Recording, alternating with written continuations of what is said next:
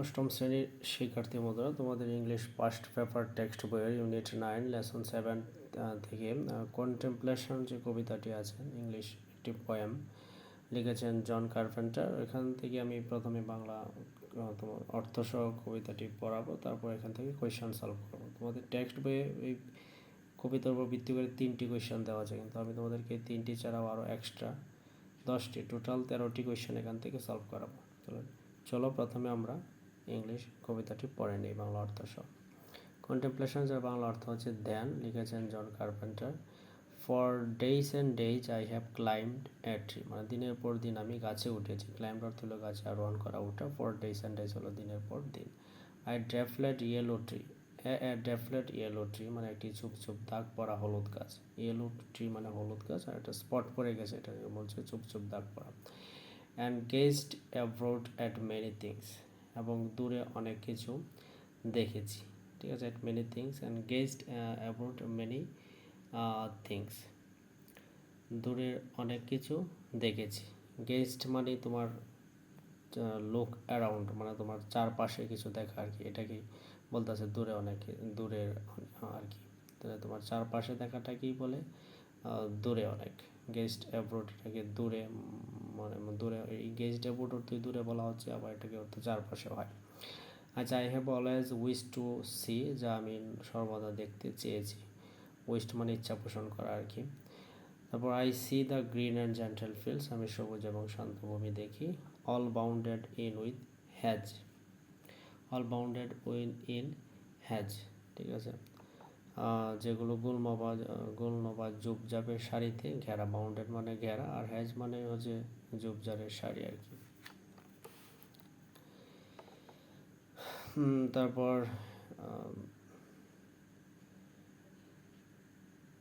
And shining rivers swimming through, একটি বহমান টলটলে নদী। শাইনিং রিভার্স মানে টলটলে নদী, আর সুইমিং থ্রু মানে বহমান নদী বয়ে চলা আর কি। অ্যান্ড একটি বহমান এবং বহমান টলটলে নদী দেখতে পাচ্ছি।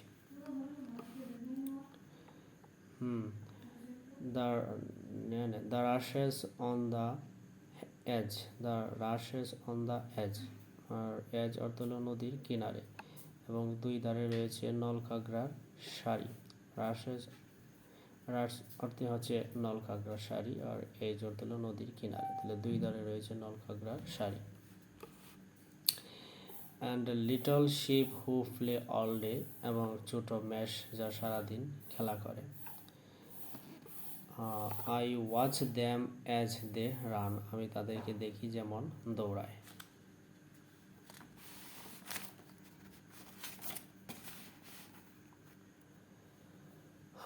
while far away the roofs of town, যখন দূরের শহরের ছাদগুলো are shining in the sun, রৌদ্রে জ্বলজ্বল করে। I think it's very nice to sit, আমি মনে করি বসে থাকা খুব সুন্দর। So high and look so far, অনেক উঁচুতে এবং দূরে দাঁড়িয়ে থাকা। How very large the world can be, মানে পৃথিবীটা কত বিশাল হতে পারে। How many things there are, কত কিছু রয়েছে সেখানে।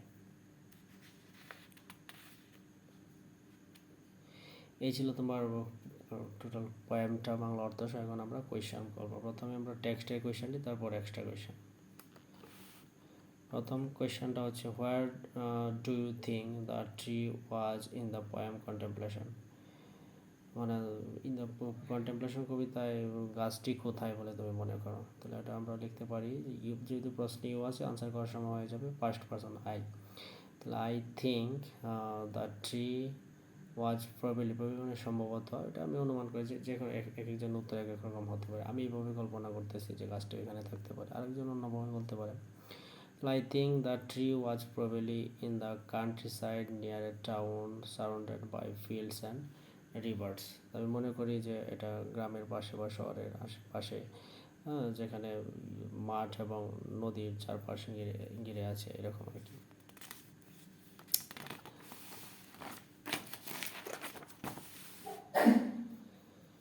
তারপর what were the four things the poet could see from the tree, what were the four things the poet could see from the tree, মানে চারটা জিনিস কি এটা, কন্টেম্পলেশন কবিতায় চারটা জিনিস আছে যা কবি গাছ থেকে দেখেছে, এরকম চারটা জিনিস নাম লেখো।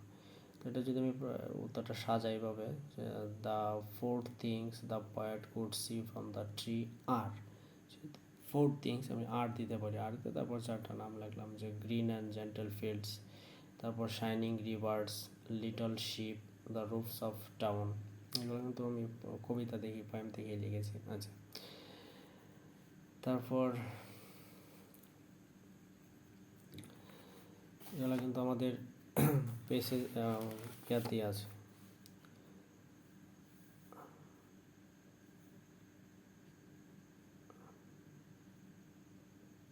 জেন্টেল ফিল্ডস, তারপর শাইনিং রিভার্স,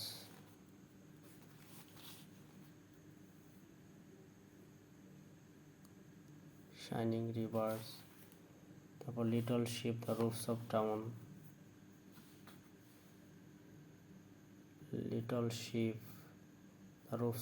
সবগুলোই কবিতা থেকে কিন্তু লিখেছি। পরীক্ষাতেও কবিতা লেখা থাকবে না, তোমাদেরকে আগে থেকে এগুলো মুখস্থ রাখতে হবে। আচ্ছা, have you ever climbed a tree? If yes, what did you do it for? If not হয়, বলতেছে তুমি কি কখনো গাছে উঠেছো? ইফ ইয়েস, যদি উঠে থাকো, what did you do it for, কেন উঠেছিলে? আর ইফ নট হয়, যদি না উঠে থাকে তাহলে কেন? আমার মনে হয় যে ধরনের কোয়েশ্চেন কবিতা পরীক্ষায় আসবে, তারপর যেহেতু বইয়ে আছে আমি সলভ করে দিয়েছি। হ্যাঁ, তো তুমি যদি গাছে উঠে থাকো, আমি দিয়েছি যে আমি গাছে উঠেছি, তাহলে বললাম yes I have climbed a tree. আচ্ছা, এটা তারপর বলছে যে if yes, what did you do for it, কেন? I did it for fun, আমি এটা করেছি মজা করার জন্য। What did you do it for, কেন করেছো? আচ্ছা, and to see the river from the top, it was exciting. I did for fun, আমি এটা মজা করার জন্য করেছি। And to see the river, এবং নদী দেখতে, ফ্রম দ্য টপ, উপর থেকে নদীকে দেখতে, মানে ইট ওয়াজ এক্সাইটিং, এটা ছিল খুবই মজাদার আর কি।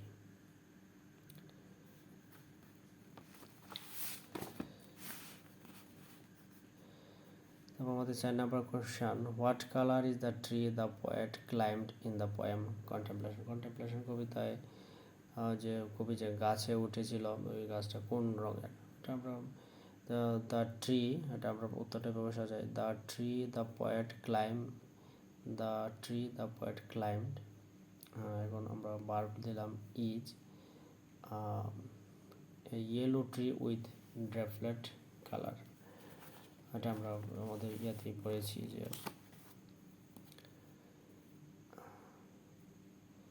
Yellow tree and dappled yellow tree, এটাকে আমরা বলতে পারি ইয়েলো ট্রি ড্রেফলেট কালার।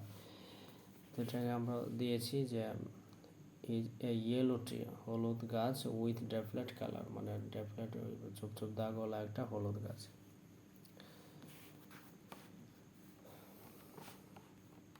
তারপর আমাদের পরবর্তী question, how long did the poet climbed the tree in the poem contemplation? আচ্ছা, how long did the poet climbed here tree in the contemplation কবিতায় কবি কেমন গাছে উঠেছে বা কতবার, কেমন সময়? The poet climbed the tree for many days, এটা কিন্তু অনেকবার উঠেছে। এটা for days and days I have climbed, দিনের পর দিন আমি গাছে উঠেছি, তাহলে আমরা বলতে পারি যে for many days.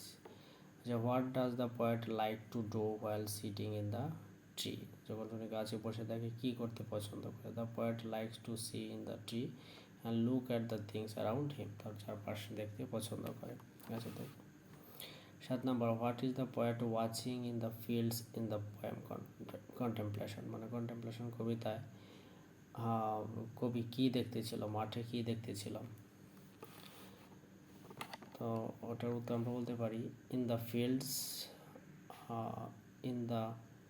Fields the poet is watching green fields, little sheep playing and the rivers. Little sheep playing মানে ছোটো মেষের খেলা, অ্যান্ড দ্য রিভার্স ফ্লোয়িং এবং নদীর প্রবাহ, এগুলো দেখতে ছিল।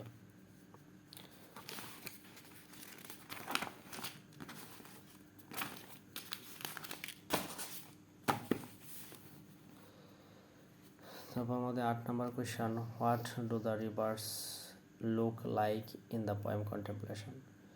মানে কন্টেম্পলেশন কবিতায় নদীগুলো দেখতে কেমন।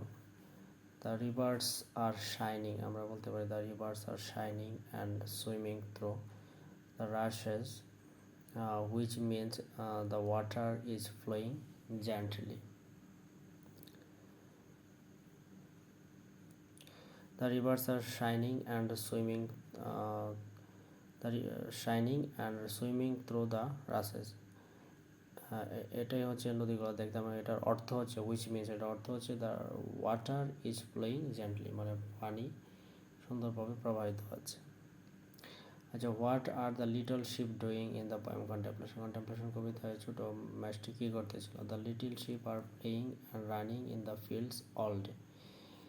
আচ্ছা, তোমরা বুঝতে পারছো। তারপর হচ্ছে why does the poet think the world is large. কবি কেন মনে করে যে পৃথিবীটা অনেক বড়। The poet thinks the world is large because from the tree, গাছ থেকে he can see many things, অনেক কিছু দেখতে পায়, such as the fields, river, sheep and town.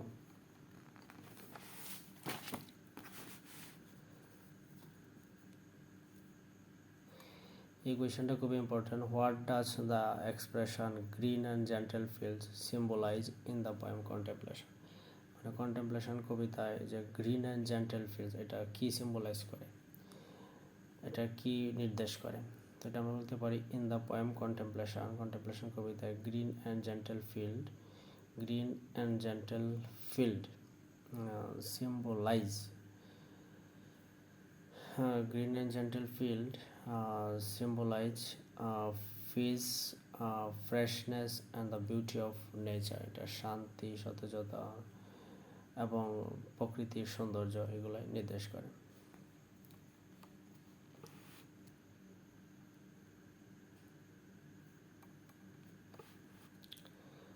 What is the main theme of the poem Contemplation by John Carpenter?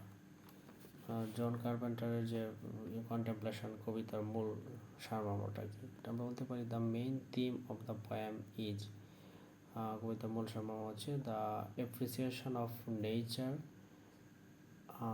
And the beauty of the world, মানে প্রকৃতির প্রশংসা এবং পৃথিবীর সৌন্দর্য, এটাই হচ্ছে ওই কন্টেম্পলেশন কবিতার মূল সারমর্ম।